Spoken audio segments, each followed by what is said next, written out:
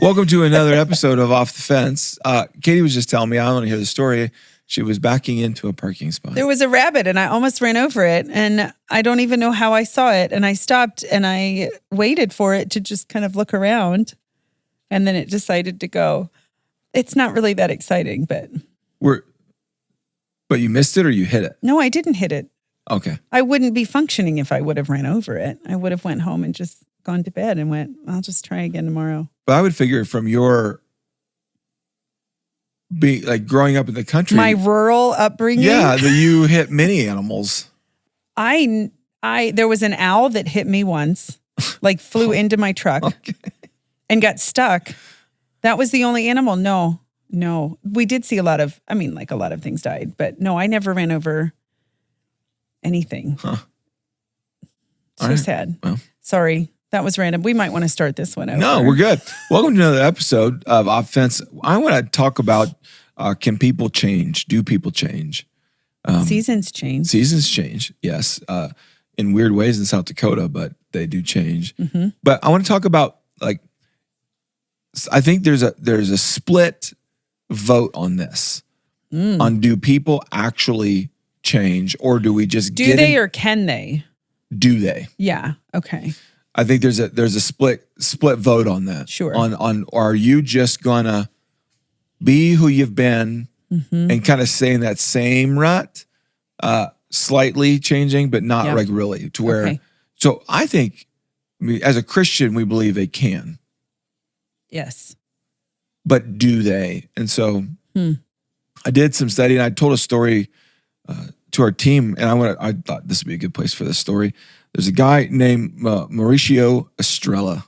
Mm-hmm. So he goes to works in kind of this cubicle world. This is a true story, by the way. Works in this cubicle world, goes down, sits at his desk, and he's running late. So he gets there, needs to get to work behind, and his computer does what a lot, especially in when there's a network system, that your password has to change. And especially when you're in a hurry, I feel like. Right. It's like, you're in a hurry today? We need you to change late, your password. He's in a hurry, yeah. and his computer's like, welcome to work. Your password is now outdated, and so you need to change your password. Mm-hmm. And this is one of those boiling point.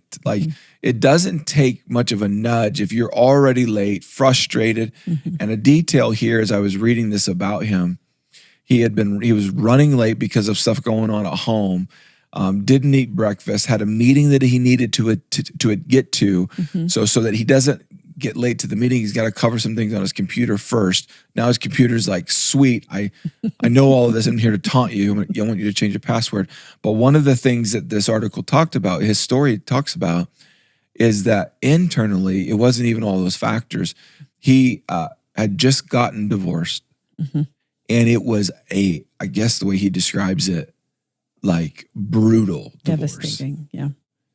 And so deep, he talked about he was going into a deep depression, struggling with who he was, what was going on in life, just breaking his soul. And now he's at work, he's hungry, he's late, he's hurt, and he's got to change his password. And so he stares at the cursor and he thinks, and this is his words. I'm going to quote his words. He's like, I got to choose a password. I'm going to use a password to change my life. I love the phrase. So I don't even know what password would I put that would change my life? Normally I'm like, what's the same password I use for everything or whatever? And here's the password that he chose for his work computer that he knew would have to be changed again in 30 days. That's how often they had to change their password. Me alive. I know. His new password, and I quote, forgive at H3R, which spells out forgive her. Mm-hmm. And this was his determination. He said that every time he'd come back from a break, from lunch, show up at the beginning of the day, he would have to type into his computer, forgive her. Mm-hmm. And he said for a month, so he's going through this mantra, and he said, that constant reminder that I should forgive her led me to accept the way things happened at the end of my marriage and embrace a new way of dealing with the depression that I was drowning into. And what a way. Incredible. And I don't know, sometimes when we think even about forgiveness, so the change is his heart is getting hardened in the midst of all this. All these other things are still pressing in on him. And he decides, no, I've got to change things. So he uses a password to do that.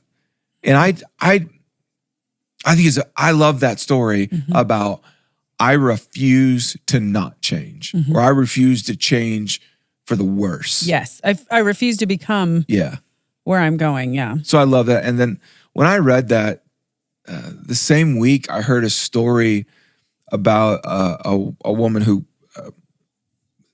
two sisters, a woman was coming to our church for a Christmas service. And so she wanted to not come to the Christmas service alone, which is, for sure would be my MO. Like, someone come with me. I can't do this by myself. So she got her sister to go. Her sister, not a fan of God, not a fan of church, doesn't want to go, has a whole list of other things that she would rather do for, in this instance, a Christmas Eve thing. But it's her sister. So she decides to come anyways because her sister was asking. At that service that she went to, this woman who is like not even thinking about God gets gripped by God. Like has this moment where she's like, I feel like God is talking to me. Surrenders her life to God. All unexpected, like just there for her sister. And then months later, gets baptized at the church and is experiencing this life change. But also another environment. That's why I love the story of this guy has a storm in his life, multiple ones, doesn't know how to fix it. So he changes his password and maybe his password will direct him. This woman goes to church, doesn't want to go to church, goes to church on behalf of her sister, all of a sudden experiences this life change. And I think it's one of those significant things that we should talk about. And I don't know why you're listening to this or watching this, but if you tune it off right now, at least here, I believe with my whole heart, you can change what needs to be changed in your life if you let God get involved. That it can happen. Do not buy the lie that you just can't. Or I know your situation may not be able to get like completely fixed, but your heart can be changed for the good. So I'm going to read Ephesians 4, 17 through 32. So this is a lot. But with the Lord's authority, I say this: live no longer as the Gentiles do, for they're hopelessly confused. Their minds are full of darkness. They wander far from the life God gives because they have closed their minds and hardened their hearts against him. Sometimes we think against God, but so that's against life change. They have no sense of shame.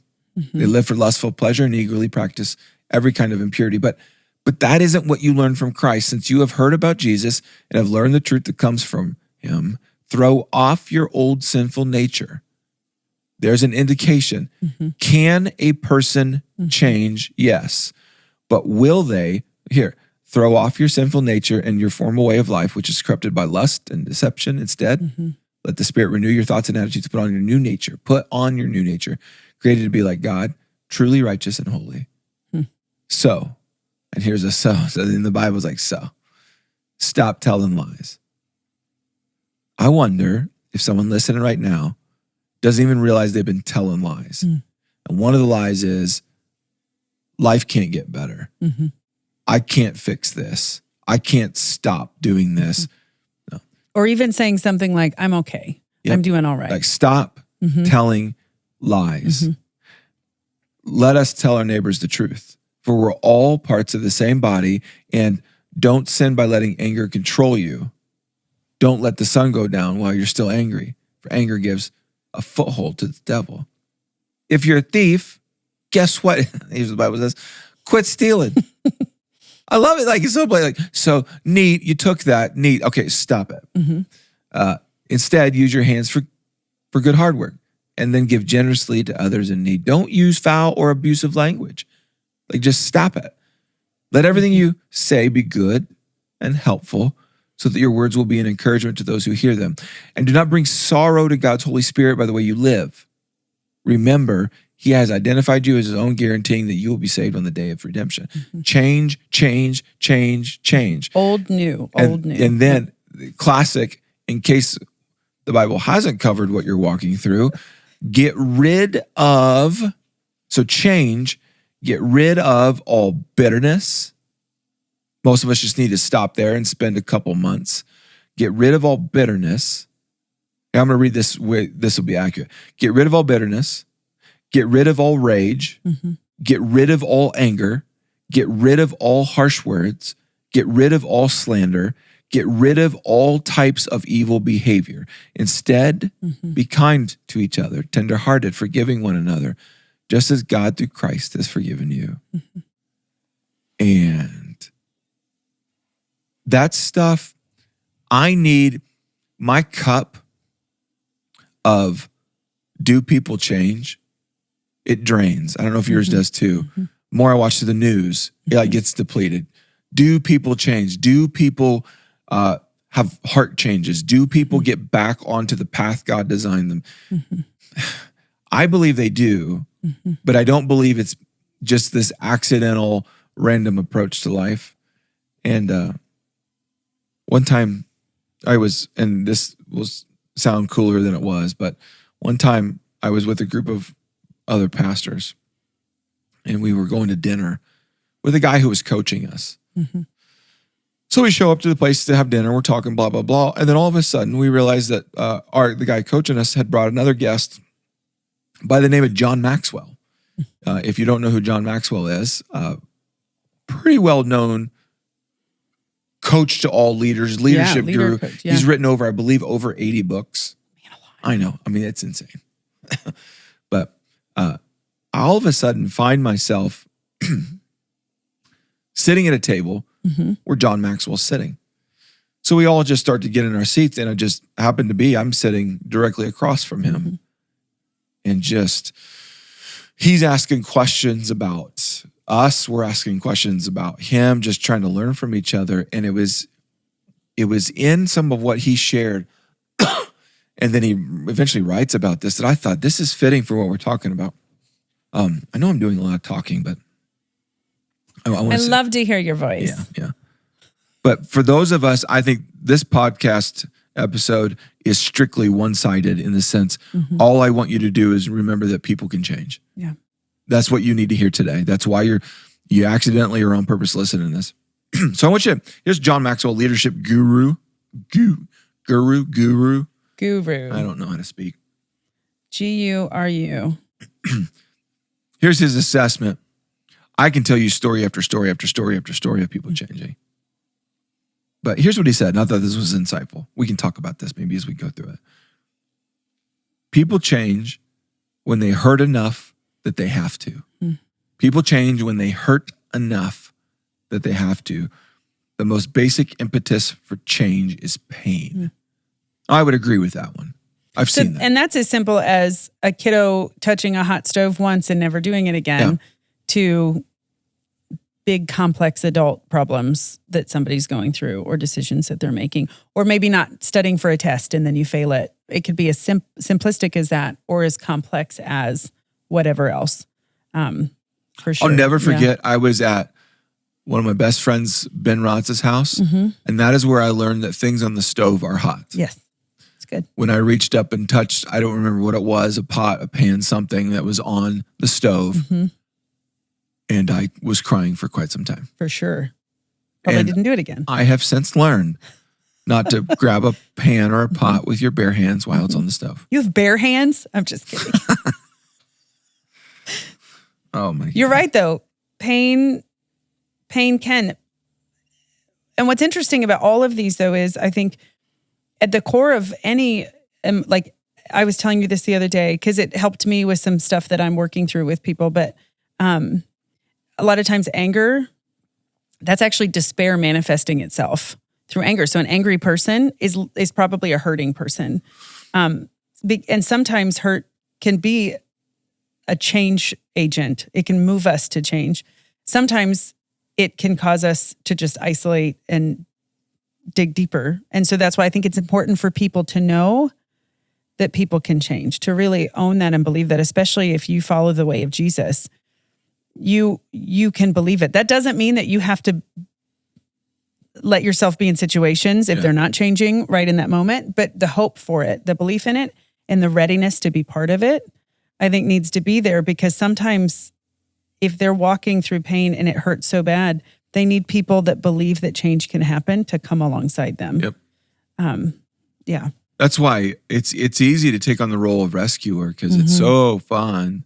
And it maybe gets old after a while, but there's a bit of a helping someone get like out of the worst of the worst, whatever it is. So as parents, you're right off the bat, that's your role, is to rescue your kid from crawling to almost the edge of the stairs and tell them. Right. But there comes a phase in parenting where you have to say, I think I know where you're heading, and this is going to hurt. And you can give a bit of, hey, I don't think you should go that direction, but if that's what you do. Yep. And so I've learned that sometimes, and I just find it difficult to let people experience pain, but what I know people change sometimes when it hurts enough. Yeah. And one of the things that we talk a lot about on our team and the work that we do in the community is we can't carry somebody through pain, but we can walk with them through it. Yeah, that's good. And just be available to them, but we cannot rescue. That does not help anybody. Yep. Now, obviously, we'd pull somebody out of a fire, but when we're talking about general things, you can walk with people through the hard stuff, but you can't carry them through it. So the worst thing is not pain. The worst thing is letting pain redefine absolutely who you are and what. Okay, the second one that he said, and people change when they see enough that they're inspired to. So there's a little bit of that future picture of maybe someone else's life that they're inspired by, or a moment they're inspired. Maybe it's a kind of an epiphany kind of a moment, but even a teacher, an encourager, a coach, like somebody who speaks into their lives even and gives them hope or speaks something over them, for sure. Like when you're emotionally moved, sometimes that's enough to move you, to get you rolling a little bit. It's the story of the guy who's heartbroken over divorce, running late, has meetings, all of a sudden he got to change the password. And then this simple thing of, fine, I'm going to stare this down right now. My new password is forgive her for 30 days. That's inspiring to me to go, you know what? Maybe something I need to change can be as simple as, what's my next password? Yeah. Literally. Yep. That inspires us. So pain, inspiration. People change when they learn enough that they want to. It's and I don't mean this in a mean way, but sometimes we're just ignorant of what can happen, of a life that we don't know about. I think a lot about that though, when people want to, for health, maybe it's not an emotional change or something. Maybe it's actually more of a habitual thing, like the food that they're eating, and they learn what's in it or what it's doing to their body. And they go, oh no, I don't want to do that anymore. So it could be interpersonal. It could be something, emotional, but sometimes it's just like that for me is the one that I think for people, the physical change that often happens is because they learn enough to make them want to change what they're doing. I do think this is the most mishandled one. For sure. And I mean that. And I think there's groups of people who don't know what is available for them to know. And so the reason that they're on the fence about stuff is just because they're just not doing the work to learn what it needs to be. The amount of people who are like, I follow Jesus, I love Jesus, but don't know the Bible. They don't read it. They don't know it. But they're trying to follow even though it's all in there. But likewise, the flip side, the abusive, is where we think that information solves everything. Right. And it doesn't. Like, do you know how long I've known that donuts are unhealthy? I mean, like, right? You know what I'm saying? And information sometimes is seen as the savior. If we just educate everybody, then everyone will make the wise decision. And more often than not, we find studies show, and even just life experience shows, that people have the information. They're not just applying. They're not applying it. So that's why I think in this one is probably the most abused one, where we're going after too much information and no application, or we're not even going after. We like to stay in the dark. Yeah. So I thought this is, so he gave a fourth one. People change when they receive enough that they're able to. Sometimes it's literally that tangible need that gets met that provides this absolute major shift in changing, like now getting out of a rut. As a church, we try to provide literal community for people, friendships, accountability. Celebrate Recovery is a great example. Like, hey, you got this hurt or this habit, this hang up thing that you got, then we want to connect you to someone and a group of people and be with you. Sometimes it's literally that tangible. Yes. We'll provide you with that and even a time that you can go to. Consistent. Yep. Yeah. And then, I don't know, I've had, you and I mean, I think of stories where someone has, especially early on in our marriage, like, hey, here's $100. And they didn't even know the whole story, but that $100 was a game changer for us. Absolutely. Someone bringing groceries, like, hey, I'm moving. You want what's in my freezer? That was a game changer. Actually, I think that's over 20 years ago. That has shaped us. For sure. Again, though, all of these, it's about paying attention and recognizing, because I think we all have a responsibility within our own lives to do the work, to not stay the same. Yeah. Because like we should be always changing because we're moving towards Jesus. Like we should not stay stagnant and be willing to change. But on the flip side, being willing to help other people change. And I think for the being on the receiving end of that stuff has, one, made us so intentional about being generous and give. We want to give out of that same heart, but also being seen, because I don't think it was just the $100 and it wasn't just the giant box of groceries that I know we talk about all the time, but that was a pivotal moment in our life, both of our lives, separately and collectively. I think it was that we felt seen. Somebody saw us. Yeah. And we were in a season where we felt really maybe not worthy of that kind of care or to be seen or noticed. And for me, it was an emotional and a tangible connection. Let me review, and I reworded these. I don't know. I feel convicted that I think it's easy to just see so much brokenness in our world and say, yeah, people just don't change anymore. They everybody's terrible. Yeah, they just kind of get in their thing, and that's all they care about. So let me summarize what John Maxwell was saying. Not that it needs to be summarized, but this helps me. If right now you want to get involved in helping someone change their life, right? And you're like, I want to do something with my life. I'm tired of just watching the world pass by. Here's one based on what we're learning about how people change. Help hurting people. When you come across someone who's hurting, don't try to think, how do I hand them off, or how do I avoid this difficult conversation? Help hurting people. Like, how are you? If you're married, how are you and your spouse? How are you and your family? How's your workplace? How's your business? How's your school? How's your class? How's your group of friends? Helping hurting people. How are you doing that? And hurting people is, don't just like lock it into someone who is physically without some food. Like, there are hurting people all over. How are you helping hurting people? Another one, how are you inspiring stuck people? If you talk to someone and they're like, I just feel stuck, or I don't know what to do, and you're like, I don't know what great advice to give them. Maybe it's not the advice, but could you follow up later that week with some, here's some scripture that's meant a lot to me, or maybe you could get them a gift, or here's a coffee. Just inspire them that they've been seen and heard, and that inspire stuck people. Inform uninformed people. I mean, it's basic, but if people lack information, if someone says, hey, I want to know how to do this, I just don't know how to do this, help them find out the information to do that. And then supply under-resourced people. When someone's like, I would, if I could, I just need a boost in this.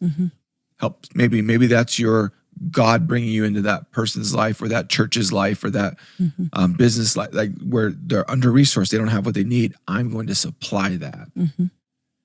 We tell people, if you want to change someone's life, serve in the kids ministry of your local church. Yeah. And you will immediately begin to have long-term, generational, life-changing impact. But all right. Stop saying people don't change. They do. But they need you and they need us to help them get into that mode of doing the change that needs to be done. It's good. Cool. All right. Thanks for listening or watching or however you do this. Until next time, we love you. Bye, friends.